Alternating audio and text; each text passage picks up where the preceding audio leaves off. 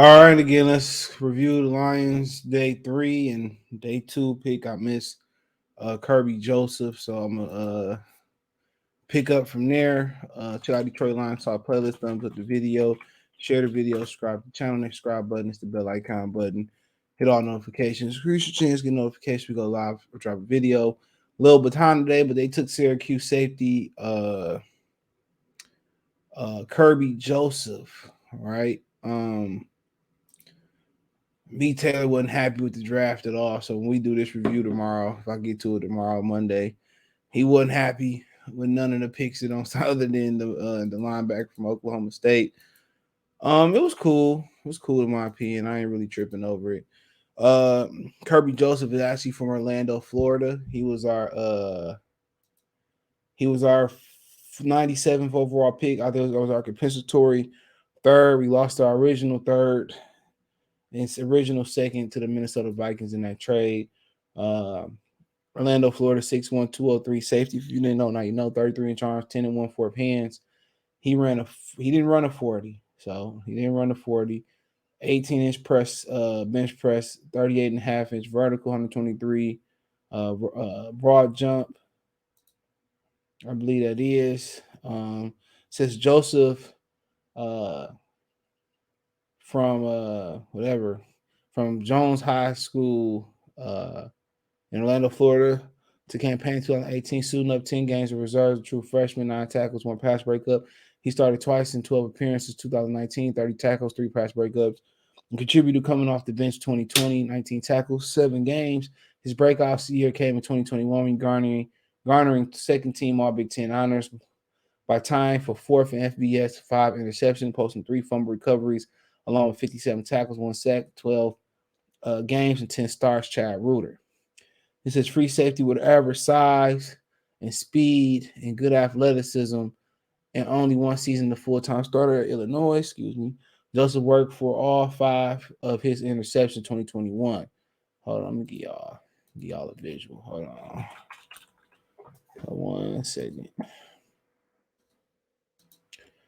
So they said he worked for all 5. So that's big to have 5 interceptions, 12 games. Need a ball hawk back there. Then he still got potential to get better. Excuse me, just stretching my neck out. It says Joseph worked for all 5 interceptions in 2021 using both his length and range over the top. He lacks prototypical instincts as a single high safety, but that might be due to lack of experience. He's fluid in space, but needs to play with better anticipation. Joseph is missing the demeanor and tackle strength for a box, and is likely to be viewed as less versatile than other safeties in class. But he has potential in single high and split safety line, and that's what you're looking for. That's what you're looking for, honestly.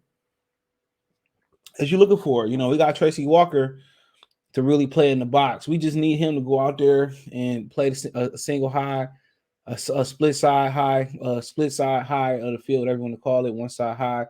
Rod, we need him to be covered. So it's actually, if this is accurate, it's a fit. Able to gain depth quickly with his back pedal, reasonable response to route combinations, movements are fluid and athletic. In space, swivel hips easily to transition into deep coverage. See acceleration and range off the hash and close windows. So this is what you're looking for. Weaponized length to make ball plays on the ball. Spot trouble brewing from the deep safety perch. Strikes with some force to throw pass catchers. Patient to prevent open field cutbacks. Easy lateral slides to tackle. His weaknesses can be indecisive at times. Need trust his eyes and respond sooner. Angles to the ball lack consistency. Average burst to close. Needs earlier route squeeze and man coverage. Fooled by RPOs for easy touchdowns versus Penn State. Tardy to diagnose trigger versus the run. Lacks thump and finish and box character. Hit Ducker as a tackler. He says, I think he will keep speeding up his process once he gets in the league. I like his ball skills. Scout for the NFL CT. So he exactly what you need. Now, more experience, all that, instincts and all that shit ain't gonna matter. You know, angles that, the boxer, you right worry about him not being the best tackler in the box. But that can be improved. He just don't have enough experience. So for him to get 5 plays and just, and just not had experience, it's gonna take some time, bro. So Raw, but A lot of, upside there, honestly, bro. Because exactly what you need, a ball hawk, 6'1", 203, long arms, big hands. Oh, I mean, that's what you need, somebody that can take the ball away. Exactly what the Lions need. So that was me finishing day 2. Then the first pick, they didn't have a fourth. Whatever happened with the fourth, I think they traded up somehow, some way, whatever it may be. I don't know, right? I started watching the draft like after that Kentucky pick. I started watching basketball. So then they draft James Mitchell, tight end from Virginia Tech. Now, it wouldn't be a Lions draft without them drafting tight end. Don't know much about James Mitchell again. Like I said, I don't watch college football like I used to. So, I don't know why Malcolm, whatever the hell his name is, popped up, but we'll get to him soon enough. Here we go. Let's go with James Mitchell. Not the whoever the hell that is. The tight end. Here we go. Do I know much about James Mitchell? Once again, I do not. And look at his numbers. 6'4", 249, 32 and 7/8 arms, 9 and 3/4 hands. Don't like he appeared at the combine at all. Mitchell was a 4-year All Virginia tight end at Union High School, but played as a Wildcat quarterback during his senior year, eventually winning the state's 2A Offensive Player of the Year award because of injury to the starter. He played all 13 games with one start for the Hokies in 2018, but recorded no receptions. Mitchell became a larger part of the offense. 2019, 21 catch, 361 yards, 17.2 yards a catch, 2 TDs in 13 games and 8 starts, and then led the team with 4 receiving touchdowns in 2020, 26 catches, 435 yards, 16.7 yards a catch in 10 games and 9 starts. He missed all but the first 2 games of the 2020 season with a knee injury. He was granted a medical red shirt, starting both contests and catching 5 passes for 42 yards, 8.4 a score. So, like I said before, another player coming off injury for the Lions. Mitchell has the foot agility and athleticism to separate on a regular basis.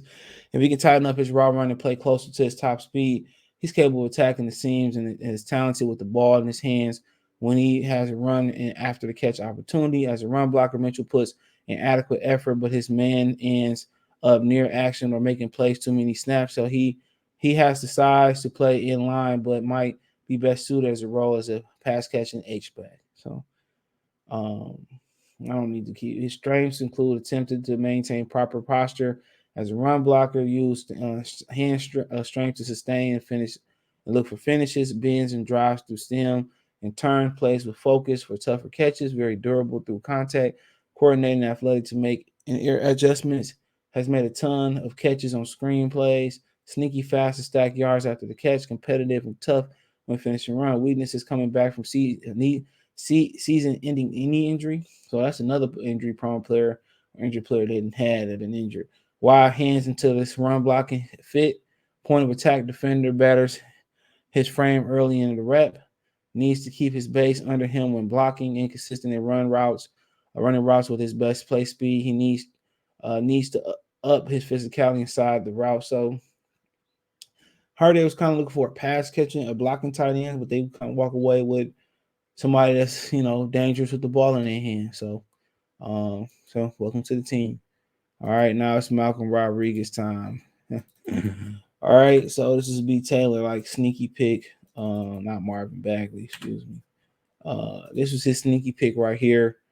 Undersized inside linebacker from Oklahoma State, and yes, they do play defense in Oklahoma in the Big 12, right? So, athletic though, and when you undersized, you have to be on like 5'11", 232, 30 and 1/8 arms, not long arms, neither 9 and 5/8 hands. Ran a 4.52, had a 39.5-inch vertical, 120 broad jump.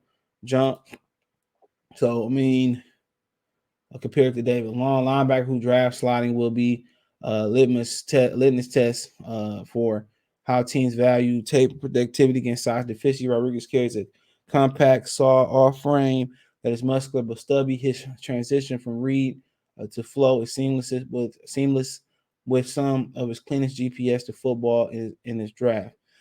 He's a straight line, fast, but lacks the loosen or sudden lateral burst, which can limit his range as an NFL tackler. He can play on third downs, but is very average in that department. Rodriguez has been career gap hog, finding and finishing runners who come his way. His floor is a good backup, his core special teams player, but smart bet might be to project an impact production to follow him in this league, with Rodriguez eventually starting third, 3-4 inside linebacker. So you know, team captain and brain of defense, plays with healthy level of suspicion pre-snaps, instinctive feel for blocking schemes and attack points, stays clean, sifting through traffic in the box, excellent body pressure and body composure and balance when scraping, plays with good technique and leverage, taking on blocks, made 397 tackles over the last 4 years, elite wrestling background shows up in his tackling, target thighs and wraps to finish with strong core, forced 13 fumbles to his career, early influencer on punt and kickoff cover teams. His weakness and cue measurables are unimpressive, range of space is very average, below average lateral twitch agility, open field tackler net is a size medium. Lack of strength, length shows up in broken tackle counts. Is step slower, responding to quarterback operations and coverage. Below average burst to chase routes, breaking man. So, I mean, it is what it is. He was the round 577 play, seven play. I mean, excuse me, round 688th player, and then they drafted in round 6 James Houston from Jackson State, which I looked at a little bit of his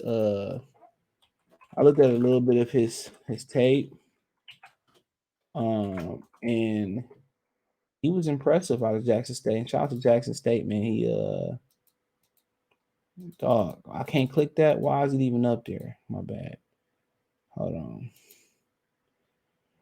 So he must have transferred from Florida. So whatever his reason was, let's find out real quick. So he took hold on. Let's see. Five thing nobody Detroit 6th round pick, James Houston. Which okay, I don't know. I can't see that, but never mind. Let's see what happened at Florida. Okay, we're not. That's the wrong James Houston. Hold on. See what happened.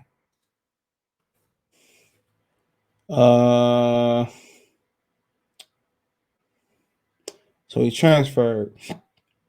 So it says Florida Gator linebacker James Houston the fourth officially transfers to Jackson State. It says that announced on social media, Florida Gator linebacker James Houston the fourth officially transferred from University to the University of Jackson State. Houston will join the program led by former Hall of Famer Deion Sanders and team's head coach. He said the former linebacker would take the Twitter and announce his decision. Houston would officially enter the transfer pool on January 6th of this year. So it's a lot of guys. More hurt Frankie Collins to the Lions moving. So I guess it just didn't work. All right, it just didn't work for him. But you know, let's see. So I'm pretty sure he probably wasn't invited to the combine. Let's see. But he looked impressive on tape. He looked like the real deal Holyfield, bro.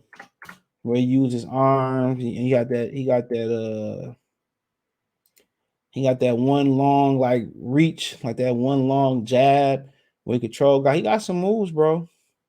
Yeah, so yeah, he wasn't invited to the combine, but that don't mean nothing. There's been a lot of guys that come from HBCUs that's been very successful. Jerry Riceston ain't one of them. Jimmy Smith, who from Detroit, was born in Detroit, a receiver from Jacksonville. So he looked to be like, he looked to be very talented. honestly. So said the problem, that's his nickname, was just that in his long season with the Tigers, ranking high in impact production at an impressive rate. His Florida tape gives insight into his potential as an aggressive downhill linebacker with the modest instinct results from the middle. He's shorter and smaller than teams like along the edge, but plays with an instinctive rush approach that effectively utilizes his explosive athleticism and bend to overwhelm FCS tackles. Despite a lack of ideal size, his value on special teams and upside as a rusher could create late round opportunity. So you didn't play inside and outside. So I mean, you know, age ain't nothing but a number. So good for him. Getting down ain't nothing from a thing. So they had the top needs here for the Lions. Linebacker, safety, edge defender, edge defender, edge defender. I don't know why they got 3 edge defenders on there. Because they got good edge defenders, probably better than they drafted outside of Hutchinson. Wide receiver, tight end. They didn't get quarterback, defensive tackle, guard. But that dude from Kentucky gonna slide in to guard. That's what's gonna happen. That kid from Kentucky gonna slide into not guard, but slide into interior tackle. So that's exactly what's gonna happen with him. He gonna slide in. He probably gonna play some 3 technique. So but I kind of give my thoughts on the overall draft. I do a live sometime tomorrow. So I'm trying to make sure I got all the Lions picks. So let me double check.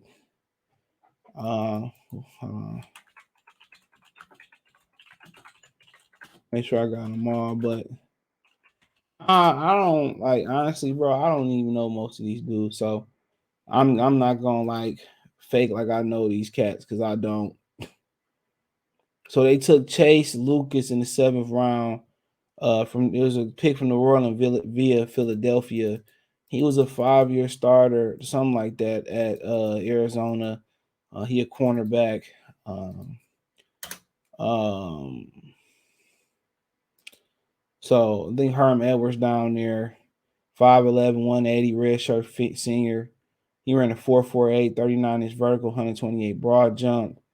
It says slender boundary corner with enormous amount of football snaps in his background. Lucas played and off coverages, which is likely for the best considering his lack of length and long speed. He typically trusts his eyes. He has the traits to make plays on the football. He plays with adequate footwork to the back pedal and much a basic route, but struggles to stay connected to more complex routes as his body control and change of directions let him down. His lack of size make him a target against both run and pass at the next level. Lucas projected a late round pick or undrafted free agent who could struggle to find NFL work. So I mean, it sounds like he's gonna be a special team player if he make the team or make the transition to safety. But 4.48 ain't really bad, but in 5'11 ain't bad. Probably the 180 that's probably hurting him. So overall, I'll wait till tomorrow to kind of really give my opinion on what they did. So I let a couple guys come on tomorrow. We all give our opinion, but our opinion don't mean shit. The picks don't mean nothing on paper until